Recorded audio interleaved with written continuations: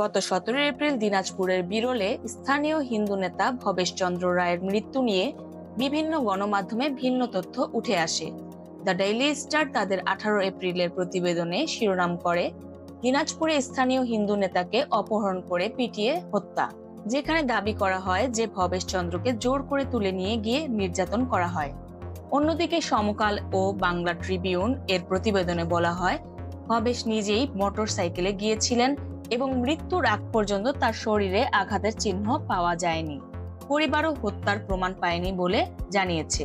ঘটনাটি নিয়ে ভারতের একাধিক গণমাধ্যমে প্রতিবেদন প্রকাশিত হয় এবং দেশটির পররাষ্ট্র মন্ত্রণালয়ের মুখপাত্র রণধীর জয়সওয়াল বাংলাদেশের সংখ্যালঘুদের ওপর ধারাবাহিক নিপীড়নের অভিযোগ তোলেন।